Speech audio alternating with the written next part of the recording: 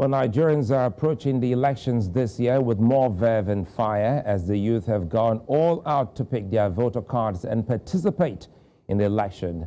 These youth are forming a majority in the number of voters, and getting even more involved in electoral processes has become necessary. INEC, that's Nigeria's electoral umpire, has restated its readiness, but doubts linger about its capacity to deliver a smooth and hitch-free election. With a few weeks to the presidential and senatorial election, Nigerian issues remain enduring as fuel scarcity and the ever-rising cost of living shape opinions.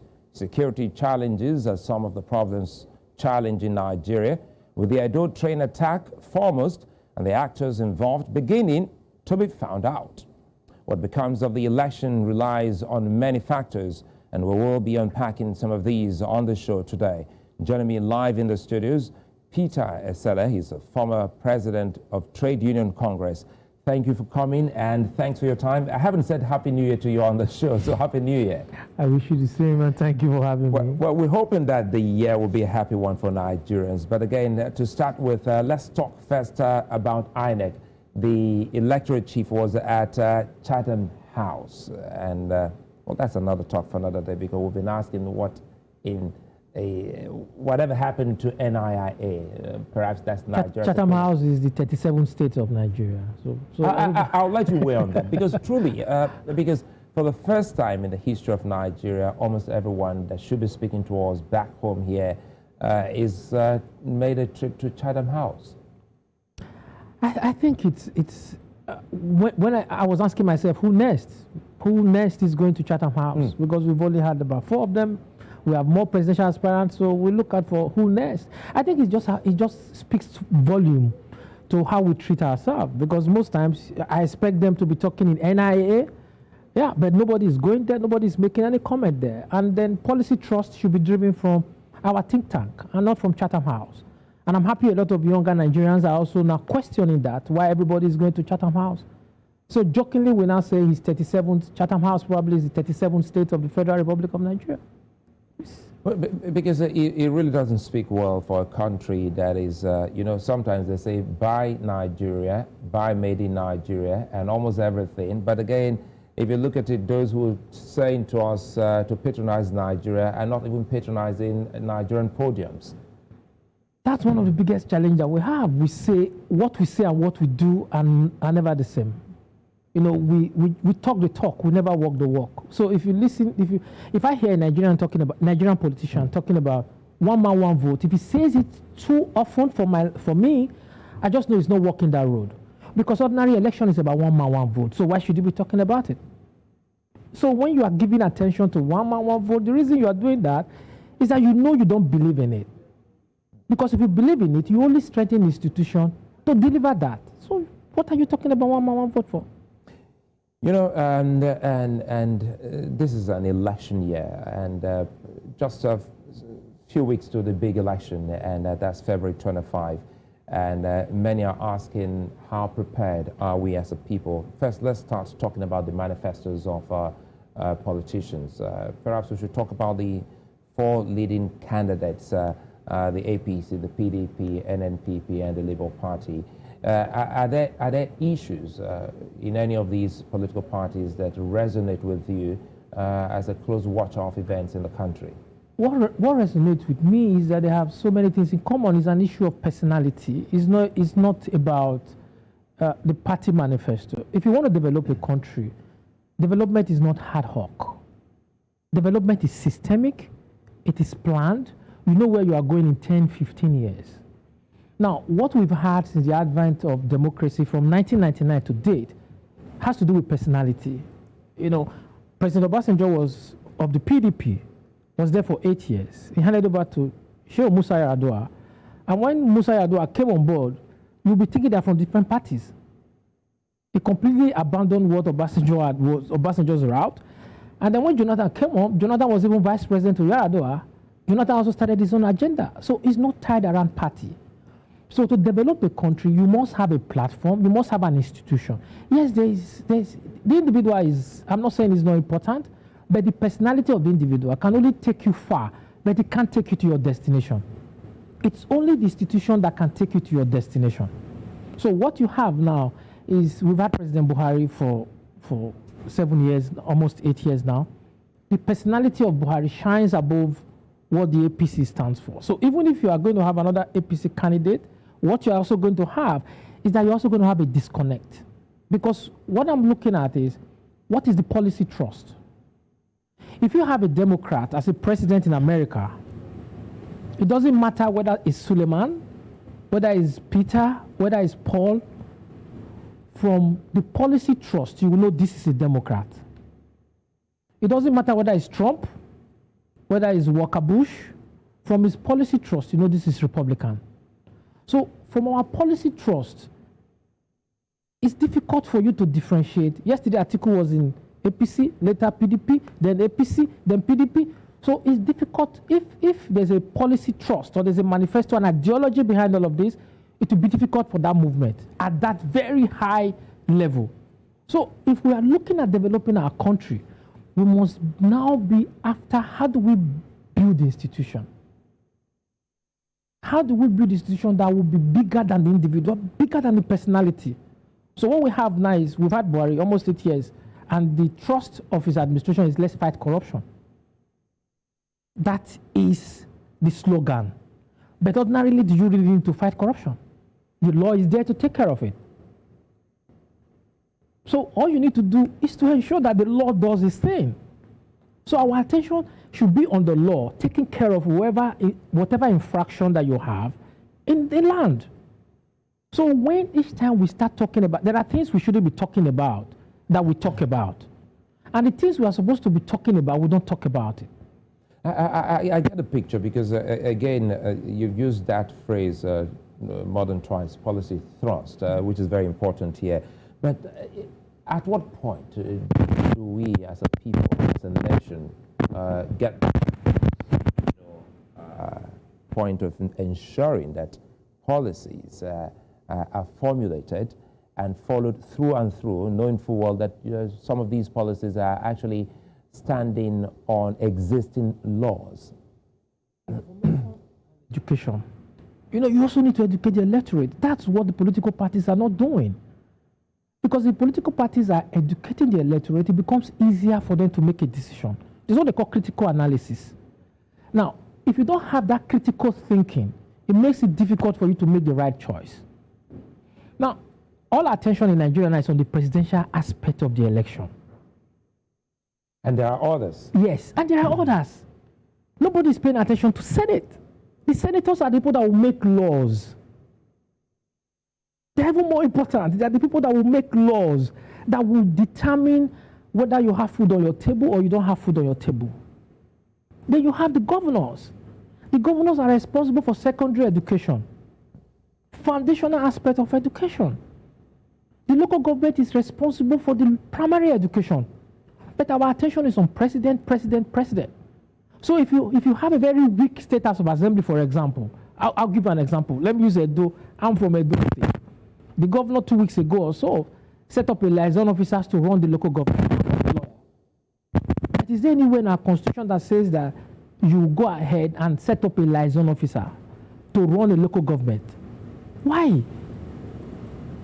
So if the president wakes up and says, okay, I'm declaring a state of emergency in Edo State, for example, and I'm putting a sole administrator, we are all going to shout.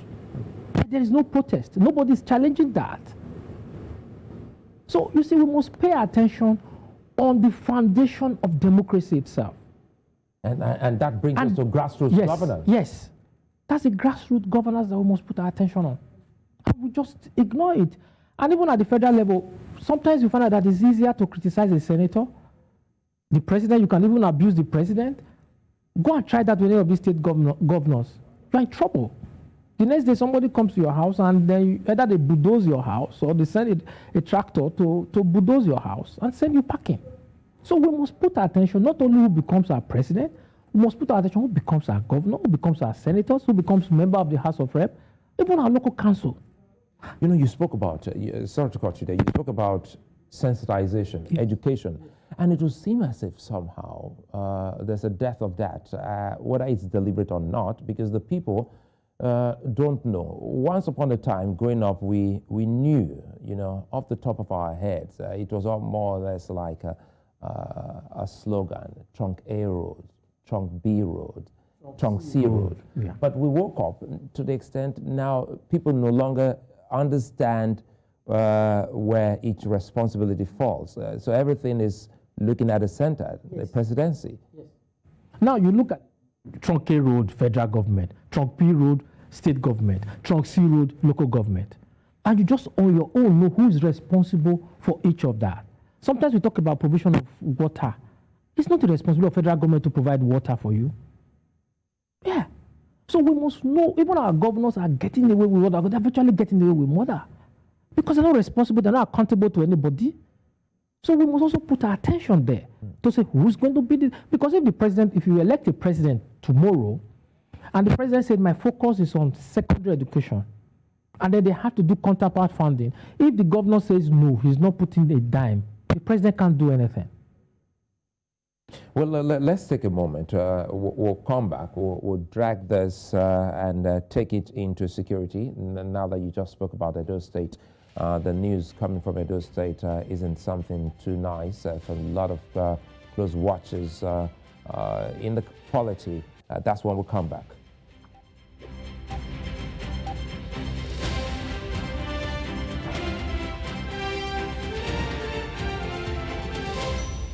Well, if you just joined us, you're welcome. You're watching Politics HQ here on News Center Television, broadcasting to 54 African countries and beyond. And my guest tonight is Peter Esele, who's a former president of the Trade Union Congress. And we'll look at developments in Nigeria. Now, let's quickly still touch on politics before we move on. And, talking about awareness, and when you spoke about provision of potable water, what readily comes to mind for those, Nigerians who were born in the 70s and even late 80s and early 80s, they still can remember how you can turn on the tap, even on your way back from school, just to get washed. And you say, this is the tap or this is the pump water. But again, we woke up and governance suddenly stopped at that level. This is the election year. What should Nigerians be looking at to ensuring that some of these amenities, some of these provisions are brought back to our national life? You just reminded me when I was, if you know Benin very well, I was born there. I was born in Benin. And then we used to live in Agbado. From Agbado, we moved to Isiwa. We could open our tap. Then we moved to Ikpoba Hill. And then in Ikpoba Hill, we could still get water. 30 years later, when I had to sink a borehole in that same compound so that they can get water. So governors have stopped. So are we asking these questions? Why can't I get water? So when we are not asking any of these questions, and we no longer hold those who are in authority, whoever is a governor, whoever is a president, every elected officer in Nigeria, one of the painful aspects of it is that they act as if they are doing us a favor. They're not. Nigerians are the one doing you a favor. As a governor, you are well paid, you are well taken care of, your health care, your family's health care, everything is taken care of. So why would you think that you are doing us a favor? So what Nigerians should do, that's what I call the critical thinking aspect of it. And that's where the media comes in. That's where we all need to talk to each other. Okay, why do you want to vote for Mr. A? Why do you want to vote for Mr. B? What is the policy trust of Mr. A? There are areas where I would say I have an interest. My area of interest is, what are you doing about the oil and gas? How do you make sure that you create employment? It's not just somebody waking up and telling you, oh, I'm going to create 5 million jobs in a year. How? Where? In what sector that you want to create it? I was one of those who were on Bonga Field. Tony Blair was campaigning. Yeah, I think it was Tony Blair. He was campaigning. And he quoted the exact number that Bonga Field in Nigeria would generate to the UK economy. Yeah. So you are asking, somebody says he wants to be president, somebody says he wants to be governor, you ask him how? It's easy for me to come and tell you I'll create 1 million jobs. How? Where? So how are you going to stimulate the economy? Because the where is very important. Yes. Yeah, because you should be able to let us in on where the gaps are. Yes. So that we know what you're plugging in. Exactly. So if you're able to identify the gaps, then you also know how to tell us, okay, the revenue stream. Where do you tend to get the revenue stream? First of all, we know we are in debt of about 77 trillion naira. So, and you know you are going to service those debts. So so people need to ask questions. So where are you going to get the money? And then I heard the presidential candidate talk about he will privatize this, he will privatize that, then he will raise $10 billion. And the figures he quoted with what he want to privatize cannot give you even $3 billion. And again, it comes back to analysis. When we talk about, you talked about critical thinking. Yes. And at town halls, we should have people who know, people of knowledge, experts, to ask you key issues surrounding those, sectors. But it doesn't look as if that's what the town halls are about these days. No, because politicians are the same all over the world. All over the world, right? Europe, America, they are self-centered, selfish. They just want power. But the difference between those in Europe and Africa is that they have respect for the people. Then they also know that for them to keep that office, everybody needs to have a sense of belonging. That things are going to get, not just saying that things are going to get better, but you will see how they are going to balance the budget. So you see all of that. It now comes to respect. And I always say respect for who? Not just for the people, because how you treat the people is a reflection of who you are. If you have no respect for yourself, how will you respect other people?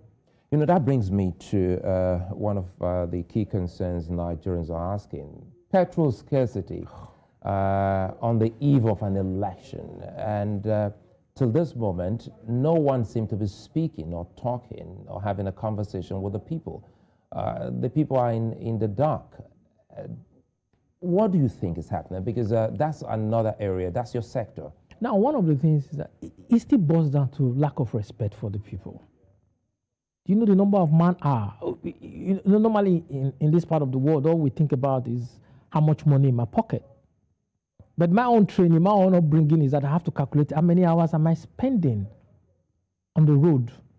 And then sometimes you are driving home and you are thinking, where am I going to get fuel? A friend of mine told me this morning, and I called him and I said, where are you? Where are you driving? He said, no, I'm not driving. I said, why? He said, I couldn't get fuel. Another one was telling me that he has to send his security man to help look for fuel. So as a result of that, he has to take Uber.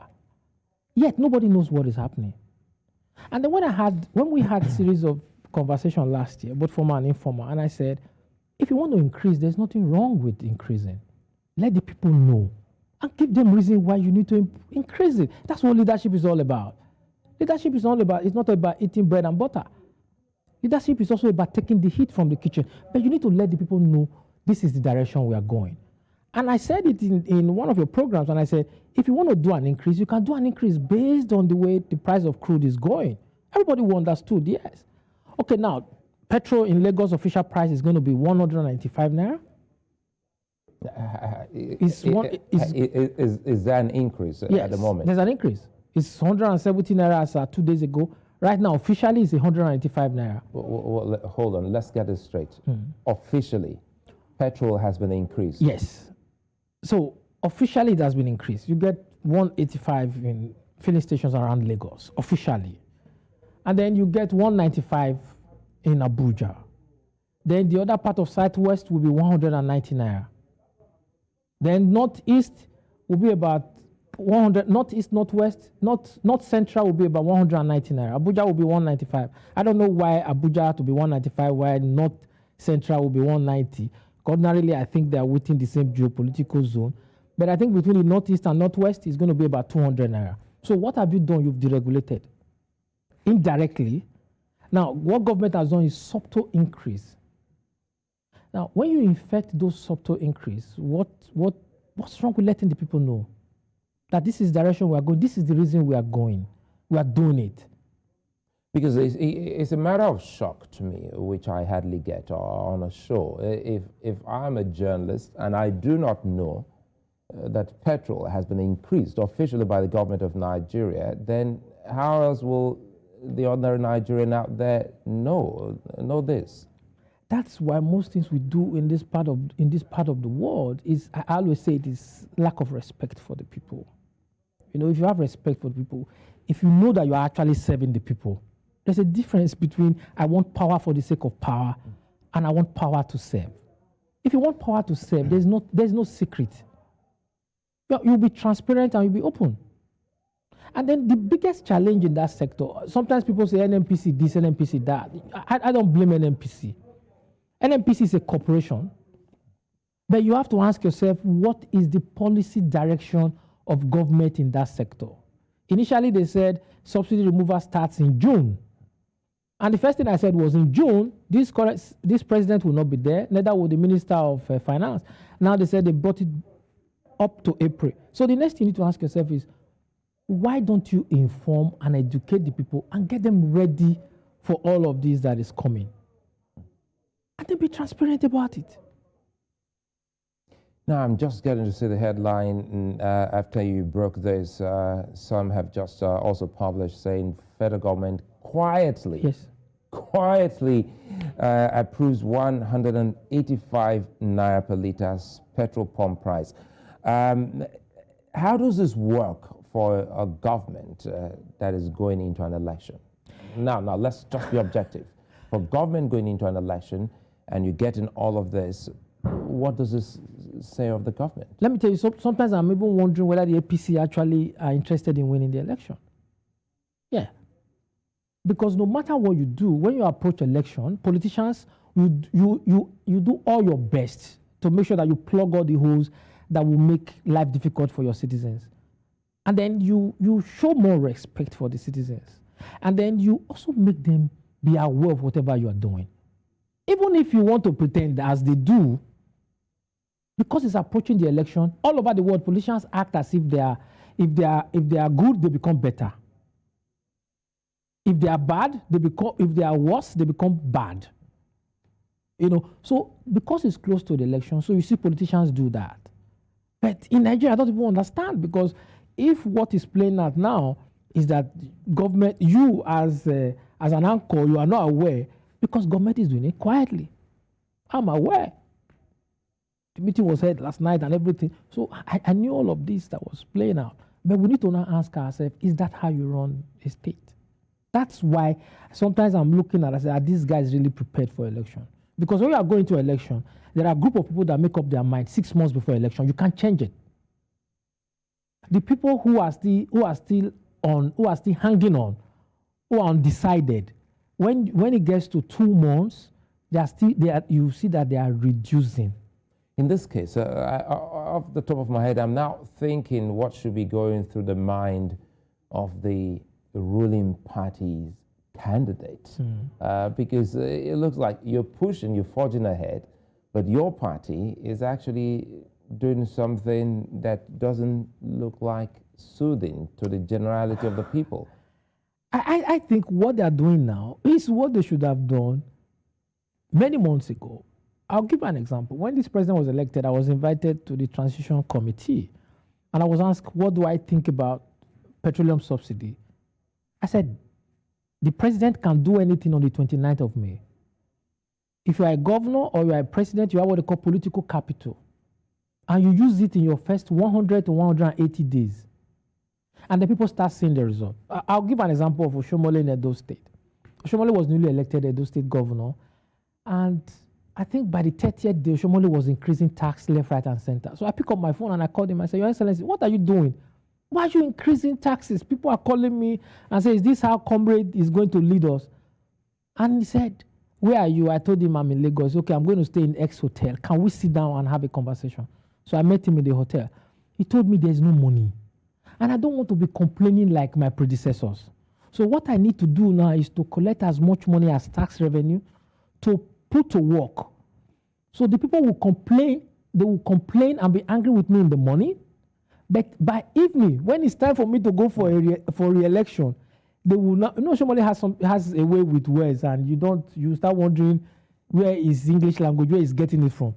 He used the word. He said, whatever I have earmarked in the morning, so that by evening the people will eye mark it. So people will be able to see what I have done in the evening. So then when I'm going for the next election, it will now be easy for him. And actually had that. Everybody was complaining. But when they started seeing certain wars going on at Airport Road, they started seeing a lot of things that he's doing. It became easy for him, even against the ruling party, it became easy for him to get his second term. So what I did was, when they invited me, I told them, I said, the president can do anything he wants to do now. If he wants to take away the subsidy, let the people know, because the president has a political capital. The president, people see the president as not corrupt. So the president can come and explain his policy trust in oil and gas and say, we are going to take away subsidy, but we are going to stagger. I propose a staggered removal of subsidy. That was what I proposed to, I think it's Elijah Yatuddin, who was there then. That was what I proposed. I said, first, and then we also need to identify how many millions of liters of petrol are we actually consuming daily? Actually consuming daily, yes. Because it doesn't look like we know. No. You even heard that from the Minister of Petroleum, Minister of State for Petroleum. He said he doesn't even know how many liters of petrol. That's embarrassing. And it can be calculated. Yes. So you can know how many liters you are consuming. Technology, for God's sake. People who don't want to employ technology, they just want to encourage corruption. Technology takes away the human factor. So once you get technology to be part of your process, it becomes easy. It's just like you're talking about insecurity. If you suddenly pass a law that every office, every business, every mall must have a CCTV camera, a working CCTV camera, and they must be able to provide power for that CCTV camera by whatever means within 24 hours. That's 24-hour CCTV camera. You find out that you have reduced your security challenges by about 15 to 20% on one hand. And then number two, you've also deterred people from committing crime, because everybody now become conscious that there's a camera watching you. You've also created employment. So just imagine the whole of Lagos, for example. You are not telling people that you must have a CCTV camera. And then you also give them incentive for doing that. The incentive is that if Mr. A is going to pay X amount of tax, you reduce his tax burden so that he can invest the money in security. So it makes it easier for the policeman to come there to any crime scene and say, can we have your camera? Can we see what is at play? And whoever wants to commit crime knows there's a camera hanging around. That's a deterrent. It's not saying carrying a pickup truck with guns that is only security. The soft part of security is even stronger. Speaking of which, Edo State has been in the news and talking about the train kidnap, and with the unfolding drama, it comes back to the people, we the people, and the way and manner we have decided to place our values, our value system. Speak to us on what's playing out, in Edo State, specifically around Igwebe with the... Once you have criminals, you can have people still committing crime. There's the one-off crime, but once you have a crime that has come to stay, then you will know it's now controlled. It's now played. There are now various. It's no longer, if you have a one-off crime, you can call it crime of the boys. But if you have a crime that has now come to stay, you know that it's now crime of the bosses. So various security agencies are part of it. The people are part of it. Now in Edo State, even we are hearing that the chiefs and kings, they are all part of it. So it is now a cartel of somebody going to commit crime and then they pass the money around. Sometimes you're not going to search a palace, for example. So it's easier for those who are committing the crime to go hide themselves in the palace. So it now comes to our culture. Yes, our culture. Because development is cultural. Sometimes when I was growing up, I used to look at those in Edo Broadcasting Television those days, and they'll tell you about culture. And then you see some girls tie wrapper on their waist, shaking their waist. They say our culture, our heritage. No. That is just a symptom. The real culture is what drives you. What's our culture? How do we work? How do we treat the next person? How do we treat money? You know, our culture is that we value money than, that is how I'll define it, that we value what you are than who you are. That's our culture. A professor, whenever I see somebody who's a professor, man, I will almost lie on the ground for the person. That's my culture. That's what I respect. But you see somebody else, you see somebody who come, Professor, what do you have to offer? Sit down there. He has the money. He has the money. But nobody's asking, how did you make that money? In other parts of the world, you can't just wake up and you're a millionaire. No, they will want to know, what's your source of income? How did you make that money? But in this part of the world, everybody wants to make money. So kidnapping comes in, Yahoo comes in, and even those in power. Because Yahoo will not function without also having people at the very top. I used to call some people, I don't want to mention names, that there are also executive Yahoo, even in government. When you come and you say, I'm going to give you water, I'm going to give you light, I'm going to give you road, and then at the end of the day, you don't give light, you don't give water, is that not executive Yahoo? Yes, it's obtained by trick. So you also have, you see, it's at various levels. So our culture, also our attitude.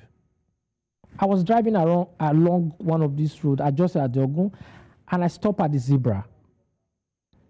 Somebody don't even need to put his leg on the zebra before you stop. Once somebody is in front of the zebra, you stop. Didn't you get people honking behind you when you did that? They did, and somebody drove closely to me and insulted the hell out of me. So fortunately, we drove to the next traffic light, and then when I stopped and I wind my glass down, I told him, I said, it's a zebra. Oh, he said, oh, I'm sorry. I said, you could have knocked somebody down. Do you need Buhari to be there? Or do you need Sanwo-Olu to be there? Then you see somebody driving against traffic. And you think those things don't count? So this tiny infraction, the aggregate of the tiny infraction becomes our culture of behavior. So it becomes what they call behavioral pattern. So it's your behavioral pattern that will determine whether you will develop or you will not. It's your behavioral pattern that will also determine who becomes your president, who becomes your governor, who becomes your local government chairman, who becomes your senator, and who becomes your House of Representatives. But again, don't the people know this? Because, time was, culturally speaking again, in Nigeria and many other African countries, people question, sources of wealth to the extent that if they don't understand it, if it's so shady, they say, don't bring it here, we don't want you. In fact, they can also say, take it away, we do not want. But this is an election year, and we still see people looking to asking politicians, what have you come with? So it still hasn't changed. No. When you weaponize poverty, that is what you get. Weaponize poverty? Poverty, yes. The first law of life is survival. So I had that experience myself too of going, I used to have this saying that when you visit some politicians, you visit them, you pay. They visit you, you pay. So are you asking the politician, where is he getting the money from? If I'm running for an office and I'm spending 500 million naira to get into an office, for God's sake, and you think I will not want to get that money back? People will want to do that. So the next thing is that we need to, Obama raised over $1 billion for the office of the President of the United States. How much of his own personal money was part of the $1 billion? It's not even up to $1 million. Far less than $1 million. So what do you believe in? Yes, it now also comes to what do you believe in? If I believe in you, I can go to any length. Yes. So, but what do you believe in? That's why I'm looking at it, that it's culture. Okay, you are visiting somebody, they say you have to come with a drink. There's this parable in my place. One day I was telling somebody, I said, we shouldn't be using parables like this. When you till the soil, you are using a hole. You till the soil to yourself. And then they use it to talk to you when you are occupying an office. Which invariably means that you first of all get it to yourself before you think of other people. But that also stems from our development. My son will not use that because my son is never exposed to the hole. To the hole, for example. But if you are exposed to a tractor, you will not have that kind of mindset. You will not have that. Your parable will also be different. So Our developmental level also stems from our culture. Somebody, you have to resume work at 8 and you are going there at 10. You are being paid for it. And you also now think that, oh, why is anybody disturbing you? You see, listening to you, it points to one thing, is everybody's fault, yes, and everybody's fight. Yes. And quickly now, let's start looking at some of the, for instance, in South Africa, there's a big pain South Africans are going through now, talking about the load shedding. Yeah. And someone said, well, a Nigerian wouldn't bat an eyelid. Exactly. Because the Nigerian has been prepared. He's got the solar, he's got the generator, he's got the recharge batteries. Now, let's talk about, because, and the presidential candidates have still not been able to speak to the power problem. No. Now, in South Africa, they are doing it. Right now, I think they are on stage 6. Yes. South Africa is on load shedding stage 6, which is 12 hours, you will not have power. 12 hours, you have power. And that's supposed to be the most developed economy in Africa. Now, you ask yourself, why are we having these challenges? Now, first of all, we broke down NEPA. I happen to be part of that negotiation too. Broke down NEPA. And say, okay, when we turn them to Genco and Discos, things were going to get better. Are they better now? Because what happened was people came up, sold these things to their cronies, those that they know, and then who had no money to invest. So what did they do? They took money from the banks. They took money from the banks, huge loans, and then right now the banks are tied. The Buhari administration wanted to have them out and then take them all back. But if they move again, if they do that, the banks will also be in trouble. So you see, our ingenuity in doing things the wrong way is unparalleled. So what you have now, the Genco Discos, nothing. So there is no investment that you say is coming in the way when it was negotiated, when workers in that sector was told that if we privatize this and this and this is what is going to happen. That privatization is more than 10 years now. It was during President Jonathan's administration. How many megawatts between then and now? And then ask yourself how much money this administration has injected. If not for this administration injection of fund, we would have had total collapse of that sector. So how? Of the power sector? Yes, of the power sector. So what we need to ask ourselves is, if you are giving out anything, how competent are those people? Now, the presidential aspirant, if they are speaking to power generation, which experts are they talking to? In other parts of the world, when you see a presidential aspirant, now this is what they have. They will have a specialist in all the problems of the country. A specialist in power, a specialist in oil and gas, a specialist in finance, a specialist in education, and a specialist in healthcare, and even transport system. So when they are talking, we are not saying the president must know everything. He is the president and he has the resources to get whoever he wants. Americans just sworn in their House of Representative members. Yeah. And I can call some names and I will tell you who their staffs are. Please, go to the Senate of the Federal Republic of Nigeria or the House of Rep and see if you can Google who their staff members are. Yes, you will see senators in America, you will see quality people around them. They will hire and they are paid for. Nigeria is doing the same thing. Money is given to senators and House of Rep to hire the best, the most qualified Nigerians to help them in critical thinking, and these people are experts so that we enable them make laws that will make business thrive. Enable them make laws that will be good for education, but you can't see any of them around them. Instead, the same money that have been made to employ Sulaiman, for example, who is a pro in healthcare or engineering or in oil and gas, no, they will not. Instead, they'll still keep the money to themselves. So, this is 2023. When we say this is going to be the biggest election, this is going to be one of the best that Nigeria will ever get.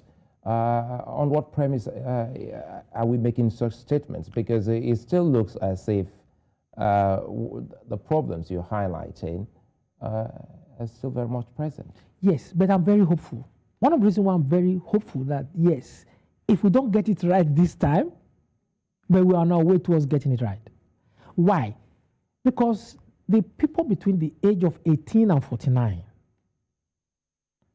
are very, very, very, very alive right now. They're asking they've not formed the critical mass yet, but they are getting there. The critical mass that is based on ideology, the critical mass that is based on questioning individuals, the critical mass of letting you know we can't take this anymore. You can't just come and tell us trash and get away with it. People between the age of 89 and 49 are about 74 million of the 93 million voters that you are expecting to vote. Yes. Yes.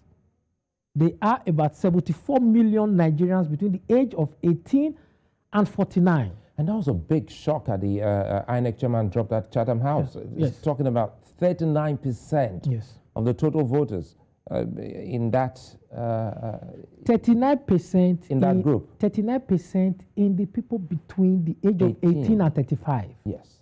So if 36 and 49 form the other block. So it goes almost 50. So you have people who are 50 and above.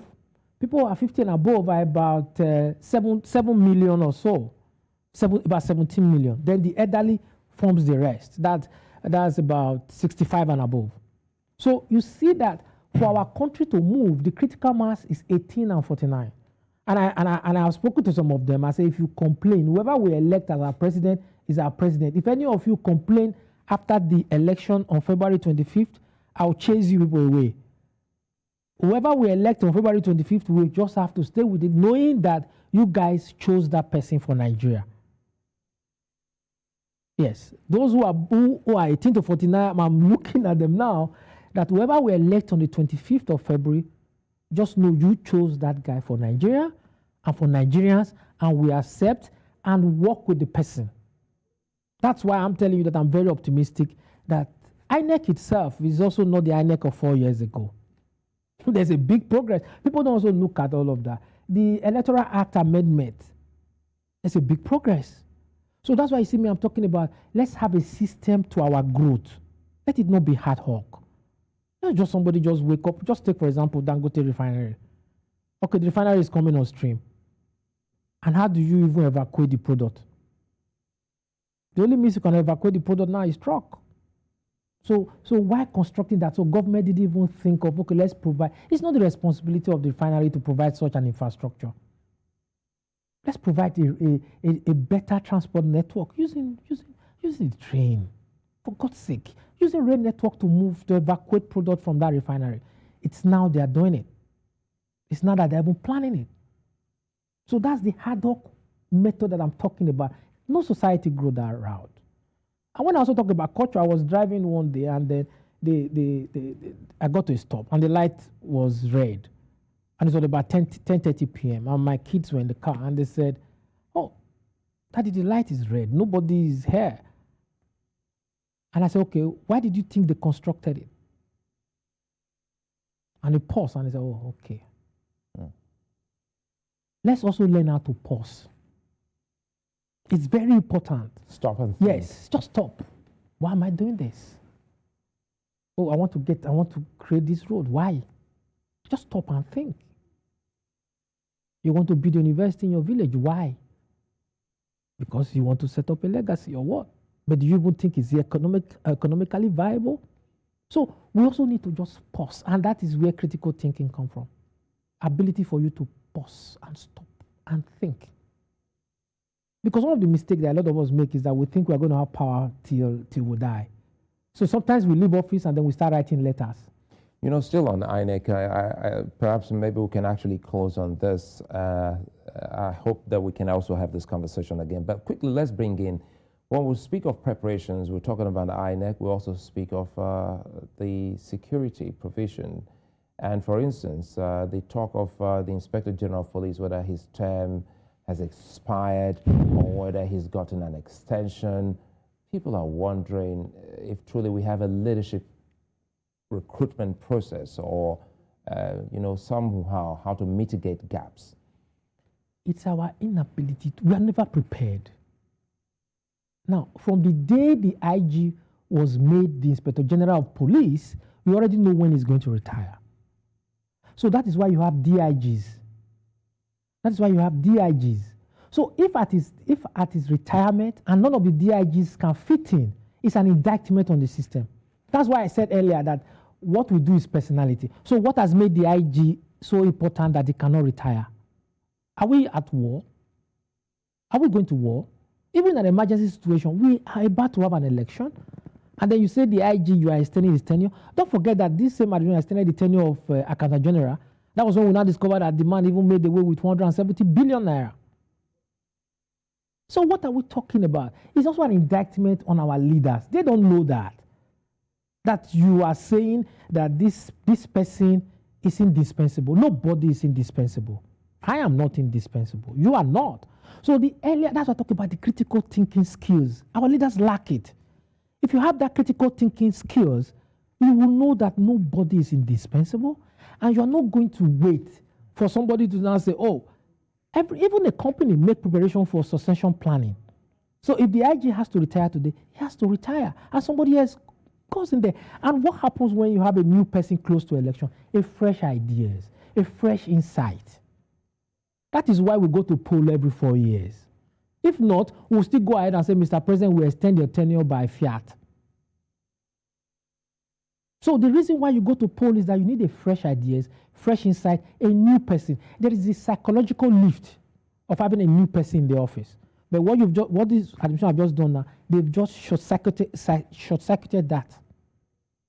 Nobody is indispensable. If we're at war, then we can say, okay, because we're at war, we cannot allow this general to leave. No. You play your role, you go. The world is a stage. We're all acting. Play your part and take a hike. I think that's a fine place for us to leave it, Peter Esele. Well, I sincerely hope this conversation can continue. But again, as a promise, we should have this just before the election.